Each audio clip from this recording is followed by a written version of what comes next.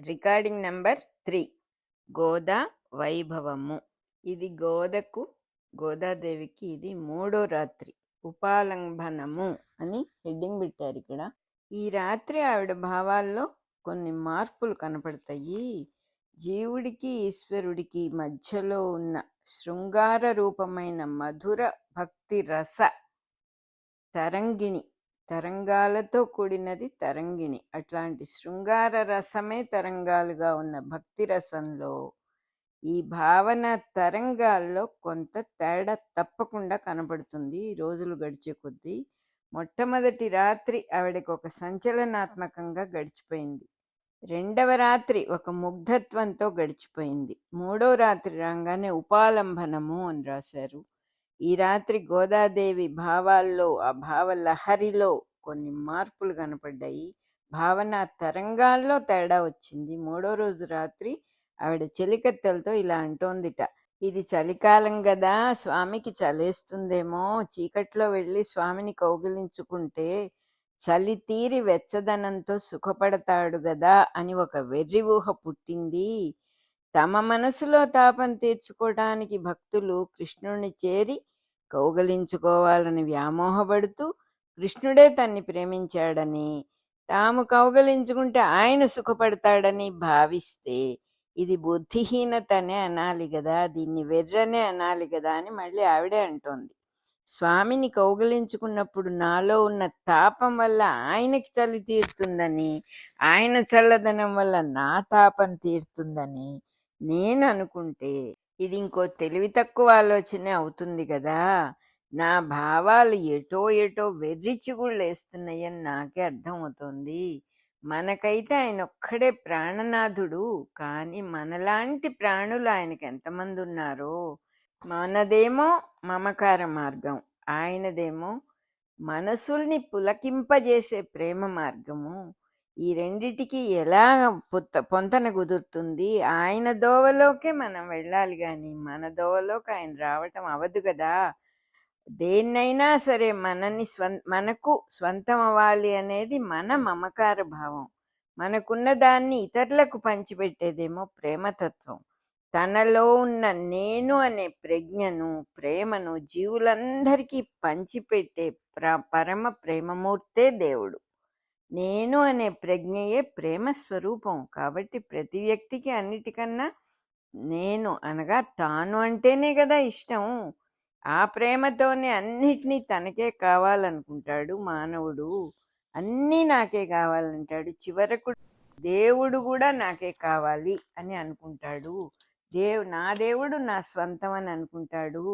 ఓ చెలికత్తెల్లారా, మీకు గుర్తున్నదా, స్వామి గర్భాలయ ద్వారబంధానికి రత్నాలు తాపి ఉన్నాయి. ఆ తలుపుకి రత్నాలన్నీ అలంకరించున్నాయి. దానికి అలంకరించిన కలువ పూల మాలలు, ఆ కలువ పూల మీద రత్నాల తాలూకు వెలుగులు పడి అందాలు చిందుతూ ఉంటాయి. ఆ కలువ పూల మధ్యలో తన కన్నులు కలిపి స్వామి నా కోసమే రాత్రంతా నిద్ర లేకుండా ఎదురు చూస్తూ ఉండిపోయాడని నాకు తెలియలేదే. అయ్యో, నా తెలివంతా ఏమైపోయింది. గడిచిన రాత్రంతా స్వామి మందిరానికి వెళ్ళాలని మనస్సు పరవళ్ళు దొక్కింది. తీరా పొద్దున వెళ్ళి ఆయన ఎదురుగుండా నిలబడాలంటే ఏదో భయం కలుగుతోంది. ప్రాణేశ్వరుడైన స్వామి చూపులు నన్ను తగిలే వేళకు నాకేదో ఒక జంకు ఆవేశిస్తోంది. నా మనస్సుని ఏదో ఒక వెనక్కి లాగుతోంది, ఏదో ఒక జంకు. మాలిని రహస్యంగా చూపులతోనే ఆయన్ని కౌగలించుకోవాలని కదా నేను బయలుదేరాను. మరి సిగ్గో, జంకో, భయమో, దిగులో ఏది ఆవేశిస్తోందో నాకే తెలియటం లేదు. నాకేమవుతోందో నాకు అసలు అర్థం కావటం లేదు. నా జీవన సరస్సులో కలువ పూలు మొగ్గలు తొడుగుతూ ఉన్నట్టుగా నా దేహమంతా పులకరిస్తోంది. స్వామి నుంచి ప్రసరించి వచ్చిన గాలులు నా పులకరింతలకు మరింత మెరుగులు పెడుతూ ఉన్నాయి. నా శరీరం మీద చెమటలు మొగ్గలు తొడుగుతూ ఉన్నాయి. ఈరోజు నిండు మనస్సుతో కోవెలకెళ్ళే సమయంలో మనస్సు జల్లుమని గుండెల్లో ఏదో జల్లుమంటోంది. గర్భగుడి దగ్గర కాళ్ళు కదలట్లేదు. స్వామి చూపులు ప్రసరించే ప్రాంతానికి కూడా వెళ్ళలేక అలాగే స్తంభించి నిలబడిపోతున్నాను. అసలు వెళ్ళింది ఆయన కోసమే గదా! అయినా గూడా ఆయనను చేరే సమయానికి ఆయన చూపులు నన్ను తాకుతాయేమో అనే బెదురు పుట్టింది. ఇదేం చిత్రమో అర్థం గావట్లేదు. ఓ చెలి, ఆ కృష్ణదేవుని చూపులు ఏం చెప్పమంటావు? తన గోపకన్యల ప్రాణాలు నిలపటానికి ఆ చూపే ఆధారం అయిపోయింది. ఆయన చిన్నతనంలో గోపబాలకులందరూ ఆయన స్నేహితులే గదా! వాళ్ళందరినీ గూడా ఆనందంలో ముంచి తేల్చింది ఆ చూపే. ఆవుల మందలకు చక్కటి దివ్యమైన స్పర్శలు అందించినవి గూడా ఆ చూపులే. శ్రీకృష్ణుడి కన్నుల్లో ఉన్న చూపుల్లో ఎన్ని కళలున్నాయో గాని, అవి ఎక్కడెక్కడ ప్రసరిస్తాయో అక్కడంతా సిరులు కుప్పలు తిప్పలై కురిసిపోతాయి. ఆయనను మధుర భక్తితో ఆరాధించే భక్తులందరూ గూడా, స్త్రీలు పురుషులు గూడా చాలామంది కృష్ణుడు నావాడే అని అనుకున్నారు గాని, కృష్ణుడు ఎవరినీ గూడా తన వారని అనుకోలేదు అనేది వాళ్ళకెవ్వరికీ తెలియదు. ఒక్కొక్క గోపిక, గోపకులందరూ గూడా కృష్ణుడు తమనే ఇష్టపడ్డాడు అని అనుకున్నారు. ఆ కృష్ణుడి తలపులతో నా మనస్సు ఎంతో ముందుకు వెనక్కి ఊగిసలాడుతోంది. చివరికి సాహసించి బయలుదేరాను. తెల్లవారుజామున దర్శనం చేసుకుని చీకటి మాటలో స్వామిని కౌగలించుకోవాలి అని మనస్సు తత్తరపడుతూ ఉన్నది. తీరా దగ్గరికి వెళ్ళేటప్పటికి స్వామి చూపులే దిగి వచ్చి నన్ను కౌగలించుకుంటే నేను కొయ్యబారిపోయానే అంటోంది ఆవిడ. చెలి, స్వామి చూపులంటే ఏమనుకున్నావు? మన గుడి తోటలో కొమ్ముల మీద శంఖచక్ర ముద్రలతో మురిసిపోయే గోవుల్ని గమనించావా ఎప్పుడన్నా? నిశ్చలమైన కళ్ళతో స్వామిని అలాగే చూస్తూ ఉంటే ఆ హాయిలో వాటి క్షీరధారలు పాలు ఏరులై స్రవిస్తూ ఉంటాయి. ఆ పాలు తాగి పరవశించిపోయే లేగదూడల్ని చూస్తూ ఉంటే స్వామి చల్లని చూపులు ఎంత లోతైనవో తెలిసిపోతుంది. స్వామి అనుగ్రహం ఎవరిపైనైనా సరే ప్రసరిస్తే అది తమపై ఆధారపడిన వాళ్ళ కోసమే గాని తమ కోసం కాదు. ఈ సత్యం గోమాతలకు తెలుసు, మానవులకి తెలియదే అంటోంది. బాలగోపాలుని ఆలయం చుట్టూ ఉన్న చిటారు కొమ్మల చివరి ఆకుల చిట్ట చివరి ప్రాకే చిన్న చీమ కూడా చిట్టి చిట్టి నడకలతో వయ్యారాలతో కులుకుతూ స్వామి ఊర్పుల గాలి తెరల్లో ఉయ్యాలూగుతూ ఉంటుంది. స్వామి మురళీగానంతో నిండిన గాలులు వరిచేలను తాకుతూ ఉంటే ఆ ప్రేమలో మునిగిపోయిన వరిచేలు కోకొల్లలుగా ధాన్యాన్ని గాదెల్లో నింపుతున్నాయి. ప్రతి గింజలోనూ కృష్ణుడి అనుగ్రహం తొణికిసలాడుతూ ఉంటుంది. స్వామి చూపులతో నూతన సృష్టులెన్నో చేయగల చైతన్యం ఉన్నది.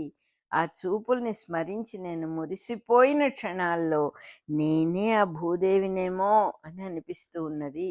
గోద భూదేవి అంశలో పుట్టింది కాబట్టి తను భూదేవిగా కొన్ని క్షణాలు అనిపిస్తూ ఉండటం ఆవిడకి ఆశ్చర్యం కాదనమాట. ప్రేమ తాపానికి, సంసార తాపానికి కూడా ఆయన చల్లని చూపే ఇక్కడ చక్కని ఔషధం. చెల్లి, నీకు తెలుస్తోందా? జీవుడు సంసార బంధాలంటే విరక్తుడైపోయి విముక్తుడు కావాలని తపిస్తూ ఉంటే భగవంతుడి అనుగ్రహం గురువు ద్వారా ప్రసరించటం మొదలవుతుంది. బాగా ఎంత రుచిగా ఉంటుందో, ఎంత చల్లదనం వస్తుందో ఆ పరమాత్ముడి యొక్క చూపుల తాలూకు ఆ దృష్టి మన మీద పడంగానే సంసార జీవులకి రుచి తెలుస్తుంది. సంసార జీవులు కొంచెం కొంచెం ఆ తాపం నుంచి బయటపడగలుగుతారు. మనకు కూడా తెలుసు కదా ఆ విషయం.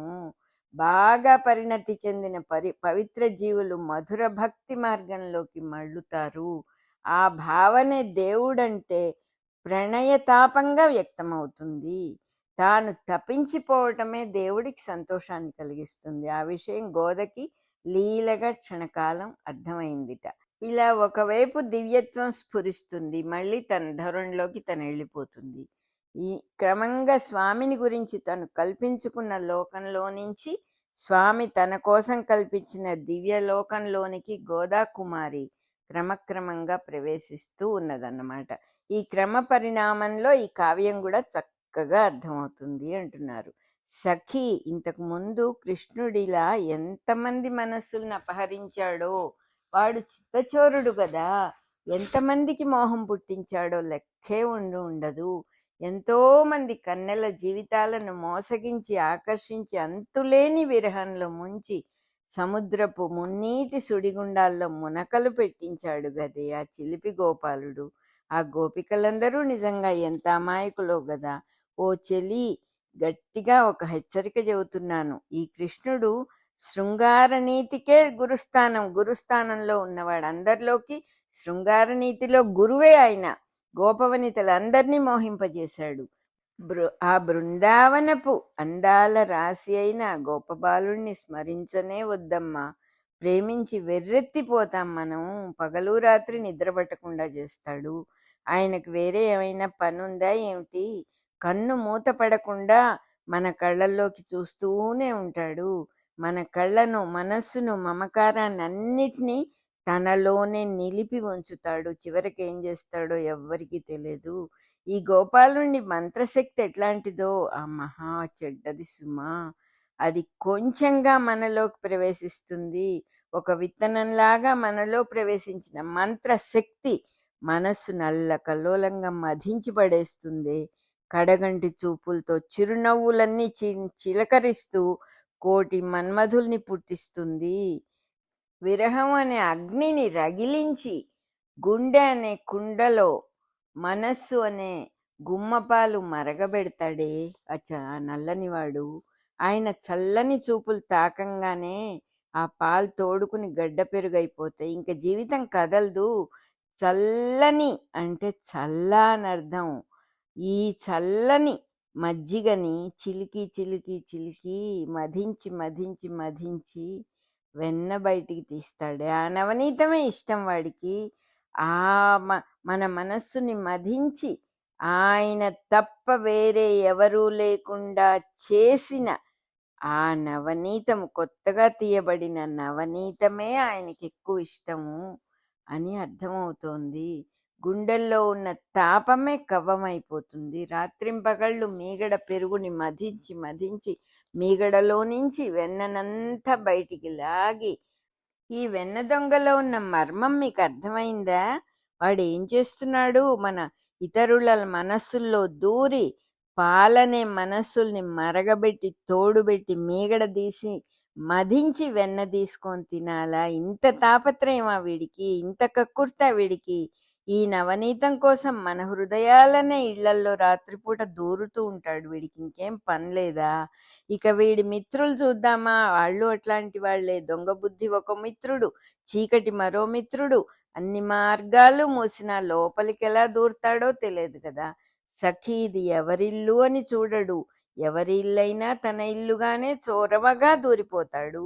నవనీతం అనే వెన్న దొంగిలిస్తాడు. ఆ నవనీతం అనే మాటకు అర్థం ఏంటంటే కొత్తగా తీయబడినది. పాతబడితే నవనీతం బాగుండదు, వెన్న రుచి ఉండదు. పాతబడితే తీయగానే తినాలి. పాలు గాని, పెరుగు గాని, మేగడ గాని ఏ స్థితిలో ఉన్నా అపహరించుకుపోతాడు. మనస్సునే అపహరించగలిగిన వాడికి పాలు వెన్న ఒక లెక్క అపహరించుకుపోవటానికి. గుడిని మింగేవాడికి స్వామిని మింగటం ఎంతసేపే. ప్రాకారాలు, తలుపులు, గోడలు కూడా మింగుడు పడతాయి వాడికి. మనస్సు పరిపక్వత చెంది తప్పించి వేరే వేరే మార్పులు వచ్చిన తర్వాత అచ్చమైన ప్రేమగా మారిపోయినప్పుడు భగవంతుడు మనల్ని స్వీకరిస్తాడని పెద్దలు చెబుతారు. కానీ వాడు దొంగ. వాడు స్వీకరించదలుచుకుంటే వాడే దూరి అంత శుద్ధి వాడే చేస్తాడని ఆవిడ భావం అన్నమాట. ఆ స్వామి దృష్టి మన మీద పడిందంటే మనసులో దూరి తపన పుట్టించి, తాపం పుట్టించి, మధించి నవనీతాన్ని బయటికి తీసి అది తీసుకుపోతాడు వాడు. అయ్యయ్యో, ఎంత అపచారం చేశాను! ఈ స్వామిని ఏమంటున్నాను నేను? వీళ్ళందరూ నారదాది మహర్షులు, నాన్నగారు ఈ స్వామి ప్రభావం తెలుసుకోలేక నమస్కారం పెట్టి ఊరుకుంటున్నారు. ఇట్లాంటి స్వామి గురించి నా మనసులో ఉన్న తీవ్రమైన బాధని తట్టుకోలేక, విరహ బాధను తట్టుకోలేక ఏదేదో మాట్లాడుతూ ఉన్నాను. నేను ఎంత అపచారం చేశాను అంటోంది. గోదాదేవి దృష్టిలో విష్ణు చిత్తుడికి ఎంతో గౌరవ స్థానం ఉంది. తండ్రి అంటే చాలా గౌరవం ఆవిడకి. నారదాదులతో సమానమైన స్థాయిలో తండ్రిని ఆరాధిస్తోందన్నమాట ఆవిడ. ఈనాటి రాత్రి కూడా నిద్ర లేకుండానే గడిచిపోయింది కదా. ప్రాణేశ్వరుడైన నా స్వామి సన్నిధికి చేరుకునే బ్రాహ్మీ ముహూర్తం దగ్గరికి వచ్చింది. తెల్లవారుసాం అయిపోయింది. ఇంకా తొందరగా కలువ పూల కోనేట్లో స్నానం చేసి పూలు ధరించి స్వామి సన్నిధికి వెళ్ళిపోవాలి. ఈ బంతి మొగ్గలన్నీ తమ సిగ్గుల పొరలు విచ్చి ముద్దబంతి పూలుగా విరిసిపోతాయి. చీకటి మాటుగా ఉన్నాయి అవన్నీ. ఆ పూలన్నీ కూడా స్నానం చేసి వాలు జడ మీద పూలదండలు ధరించి ఎదుటగా నిలబడితే స్వామి కళ్ళు తళుక్కున మెరుస్తాయి. చెలి, ముద్దబంతి పూలు ఎంత అందమైనవో! కన్యలే కాదు, నడి వయస్సులో ఉన్నవారు కూడా, ప్రౌఢలు కూడా ముద్దబంతి పూలు పెట్టుకుని మురిసిపోతారు. వాళ్ళని చూసిన కన్నెపిల్లలు మరింత ముచ్చటపడి మరిన్ని ముద్దబంతులు తురుముకుంటారు. పైకి చెప్పడు గాని ఈ స్వామికి కూడా ముద్దబంతులంటే చాలా ఇష్టం. తన గుండెల మీద చేరిన ముద్దబంతి రేకులను ప్రేమగా ముద్దు పెట్టుకుంటాడు. ముద్దబంతి పువ్వు జీవులకు ప్రతీకగా ఇక్కడ ఉపమానంగా చెప్పారన్నమాట. ముద్దబంతి పువ్వు అన్న ఒక జీవి అన్న ఒకటే. పసరు మొగ్గగా ఉన్న జీవుడు ఆ మొగ్గ చక్కగా వికసించటం, పువ్వు అవ్వటం, తనకే తెలియకుండా చీకటి మాటున దేవుడి కోసం దాగి ఉండేటటువంటి భక్తుడి హృదయం, ఆ హృదయం పరమాత్మని చేరటం మొదలైనవన్నీ కూడా భావన సంకేతాలు. ఆ ముద్దబంతి పువ్వే జీవుడికి ప్రతీకగా చెప్పారు ఇక్కడ. చెలికత్తెలతో ఈ విధంగా ముచ్చటించుకుంటూ అంతా సమస్తము దైవపరమే. గోదకి దైవము తప్ప ముద్దబంతి పువ్వైనా దేవుడే, ఇంకొకటైనా దేవుడే, గోపబాలకులైనా దేవుడే, యమునమ్మైనా దేవుడే, చెట్లైనా పూలైనా కాయలైనా పళ్ళైనా సమస్తము పరమాత్మ మయం అయిపోయింది ఆవిడకి. చెలికత్తెలతో ఇదే ముచ్చట్లాడుకుంటూ ధనుర్మాసపు 3వ రాత్రంతా గడిపేసి గుమ్మం మెట్టు దిగి వస్తూ ఉన్న గోదాదేవి భక్తులందరికీ కూడా ఆ గోదాదేవి ఇహపర సౌఖ్యాలని కలిగించుగాక అంటూ ఉన్నారు ఇక్కడ. మన రికార్డింగ్ నెంబర్ 3 అయిపోయింది.